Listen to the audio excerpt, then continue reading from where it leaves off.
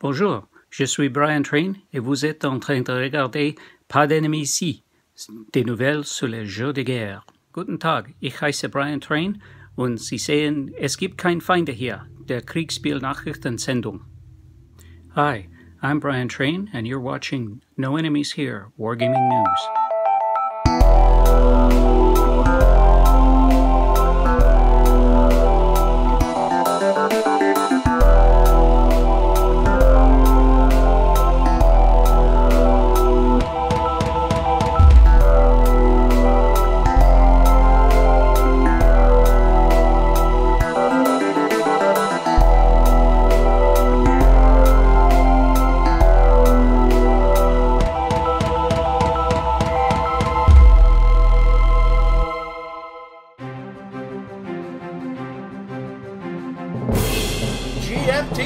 And Combat Commander Europe, 4th printing, a game designed by Chad Jensen. And what you get with this game is 632 full color counters, 6 17 by 22 inch full color back printed map sheets, 220 cards, a rule book, a scenario book, 1 full color track display, and 4 full color player aid cards. Ardennes 44, The Battle of the Bulge, 3rd printing. What you get with this game is 570 full color 9/16 of an inch counters, 1.5 full color map sheets, total size 30 by 37 inches. This is a game designed by Mark Simonich. The art director is Roger B. McGowan. The time scale is 12 hours per turn. The map scale is 1.6 miles per hex. The units, regimental level including battalions for tank units and some infantry battalions. This is a 1 to 2 player game, published by GMT. Panzer Expansion 4, France, 1940. This is a game designed by James M. Day and Fernando Sola Ramos. And the components are 4 counter sheets, 264 double-sided 7/8 inch counters, 160 double-sided 5/8 7-inch counters, 4 map panels, 10 inch by 27.75 double-sided geomorphic maps, 21 double-sided 5x4 inch data cards, French and German, published by GMT. Tiny Battle Publishing, Mark H. Walker's Platoon Commander Deluxe, The Battle of Kursk. This is a World War II platoon level combat, designed by David K. Van Hoos. What you get with this game is 252 colorful 1-inch square die-cut counters, 2 mounted 17 by 22 inch geomorphic game maps, 18 playing cards, 3 player aid cards, and a full color rule and scenario booklet.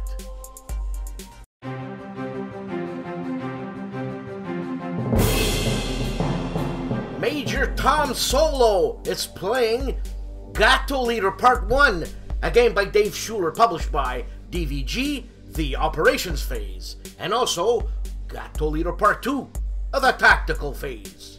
Sarah from DVG called and she said, "Hey Dan, I want to give away a game on your show." "Sure, what game is that?"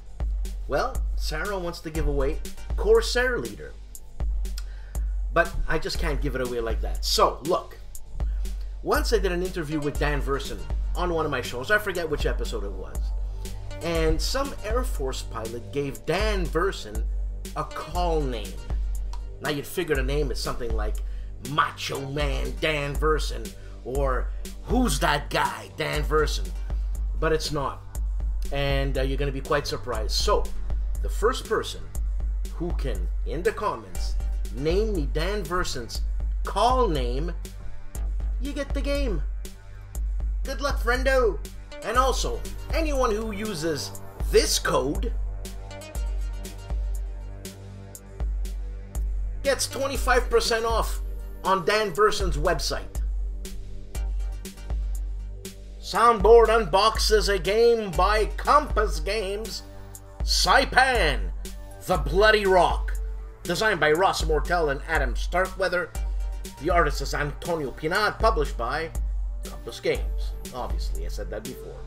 STUKAJOE's got part 2, January 24th video of the second BeotaCon in Badajoz, Spain. Hey, welcome back. This is not the OG, the original Grognard, is doing a playthrough of Second World War at Sea. SOPAC, naval action in the South Pacific, 1942 to 1943. This is a game designed by Joe Keller and Brian J. Miller. The artist is Peggy Coleman and Brian J. Miller, published by Avalanche Press. Jeff that Capuano has a interesting video called A Gamer's Odyssey, the making of a homemade game. The Gimpy Gamers got a couple of videos out, the first one being Thunder in the East, a game published by Victory Point Games, and the designer is Frank Chadwick. This is part 6. Gimpy is beginning another one of his magnum opuses, boot camps. This one is an introduction to Nations at War 2nd edition, the core rules versions 3.0. And here's a word from our sponsors.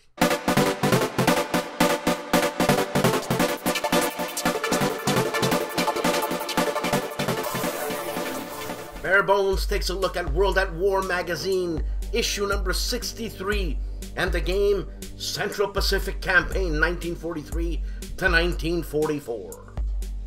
Counterproductive Games and his first impression of B-17 Flying Fortress Leader, a game published by Dan Verson, designed by Dean Brown. Also unboxing the Beginning of the End Kickstarter stuff, that is, unboxing Normandy, the Beginning of the End. A game designed by Juan Carlos Cebrian and Nicholas Escaby, published by Draco Ideas.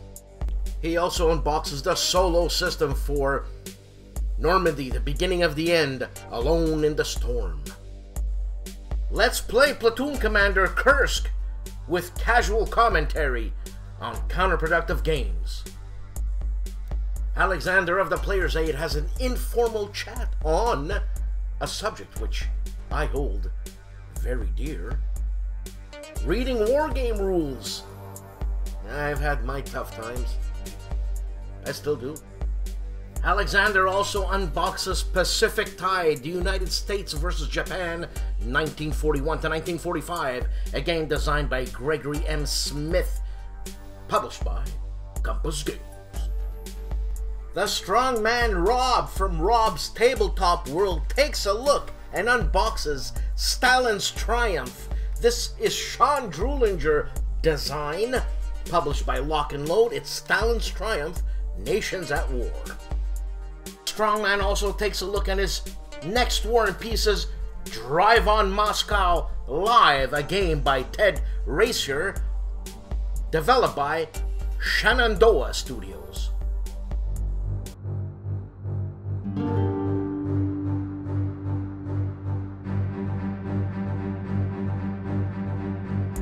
MARCOWARGAMER is reviewing Quartermaster General Cold War. This is an Ian Brody design, published by Grigling Games and Plastic Soldier Company Games, PSCG. Jeff McAleer of the Gaming Gang takes a first look at Mark H. Walker's Platoon Commander Deluxe, The Battle of Kursk. This is a World War II platoon-level combat game. Designed by David K. Van Hoos. This is on the Daily Dope, number 242. You want to know what's happening on the big board? I'll tell you what's happening on the big board. Hipshot! Kevin, CEO, President for Life, dictator of a small country we don't know the name of yet, is wrapping up Forgotten Legions, a game by Compass Games, designed by Vance Von Voorhees. Jacine of Chits and Cats has, in the house, a playthrough of Comancheria, The Rise and Fall of the Comanche Empire, a game designed by Joel Toppin, published by GMT. The artist is Roger B. McGowan and Donald Hegarty. Riccardo Masini in his Warlog 23, third part, Sijaka, Europe in Turmoil, a game published by Compass Games, and a game designed by Chris Van Burden. Mark Walker of Tiny Battle Publishing takes a look at a preview of Dark War Rebooted. Gilbert Collins is taking a brief look at Space Corps, a game designed by John Butterfield, published by GMT. Also has another video on, oh my god, not another Gettysburg game, a look at Mark Herman's new introductory game on the Battle of Gettysburg. MAURO FAINA is taking a look at Napoleon's last battle, the Quatre Bras scenario. This is a game designed by Kevin Zucker, published by Decision Games. The artists, Larry Elmore, Trevor Holman, and Redmond A. Simonson. The Itinerant Hobbyist has also taken a look at Normandy, the beginning of the end. Mo, from Mo's Game Table, unboxes Brave Little Belgium from Hollenspiel. This is a game designed by Ryan Heilman and Dave Shaw. The artist is Ania Bizialkowska. The publisher is Hollenspiel. Charlotte Area Historical Gaming and Charles Cab has an update on this channel. BLASTPOP is doing a component overview, comments, and value of Space Corps, a game designed by John Butterfield, published by GMT. Enrico Viglino of Calandale fame is taking a look and playthrough of The Lamps Are Going Out, World War I, a game designed by Kirk Ullman. The artist is Tim Allen, published by Compass Games.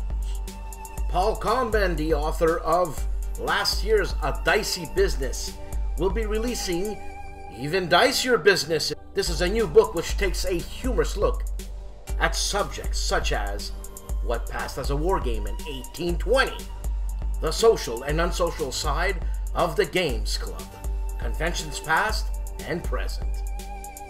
Even Dicier Business is to be released in late March.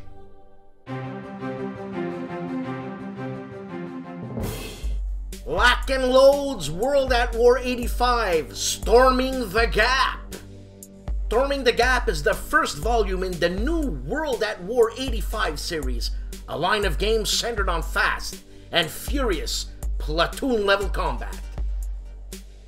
What you get with this game is 7 counter sheets of over 600 counters, 3 maps, 19 by 13 inch, 23 player 8 cards, 150 plus poker-sized formation cards, the 3-inch deep box, core rule manuals, module scenario booklet, 6 six-sided dice, 3 red, 3 blue. And because this is a Kickstarter, you get a hay of a lot more.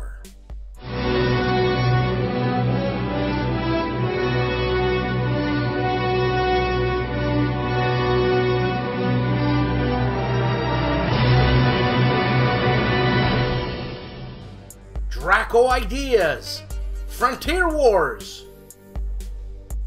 Frontier Wars, the board game. Fight for victory with your army in this strategy game, which includes 100 miniatures.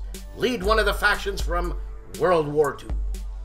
Offering an experience similar to computer real-time strategy RTS games, you must conquer new territories through battle, build new constructions that allow you to recruit new troops, and build armies, and manage your cards to achieve victory.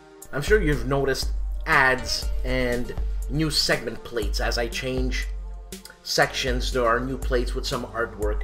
I try to feature some artists' artwork, put it out there, you know, people could take a look, get to know the guys or the girls. And you've seen some ads. I'm gonna keep the ads to wargaming, you know, so it's fun. It stays in the family. It's not like GM came to me and said, "Hey Dan, you know, we like No Enemies here. We're gonna put I don't know whatever card GM sells." I'm not a GM guy, but whatever. So look, I'm trying to make it fun, keep it nice, war game. I hope you like it.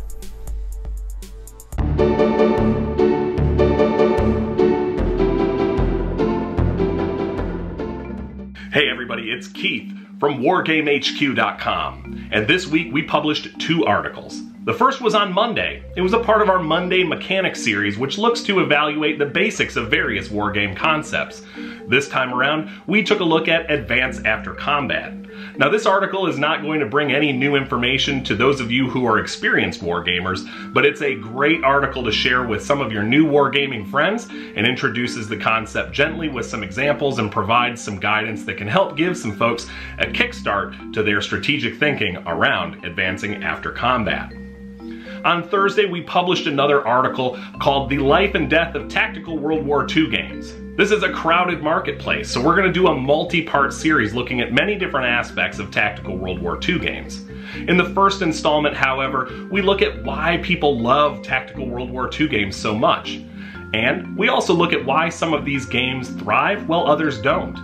This is by no means an in-depth look at every single World War II tactical game. In fact, we just touch on a few of them. But given that there are so many great games out there, and we just saw the release of the new Platoon Commander, I thought this was a great time to come back with an article that looks specifically at the life and death of tactical World War II games.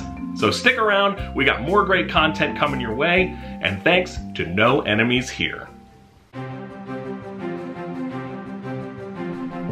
TOWNSEND 33 Carpe Diem, February 21st, 22nd, 23rd, and 24th, 2019 at the Best Western Royal Plaza Hotel in Marlborough, Massachusetts. Let roll the dice of destiny.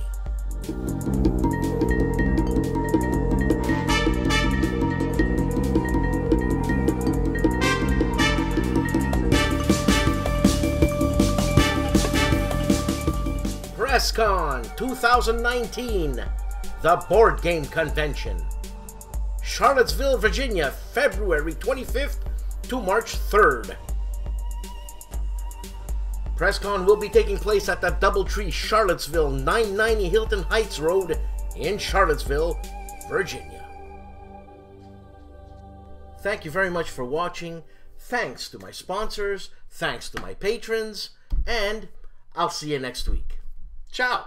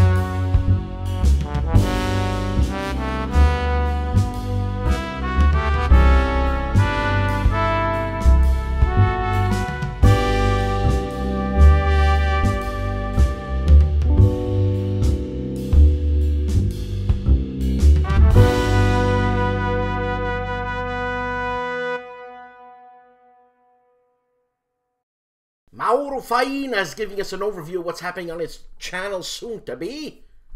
MAURO FAINA is giving us an overview of what soon to be is on his channel. Yeah.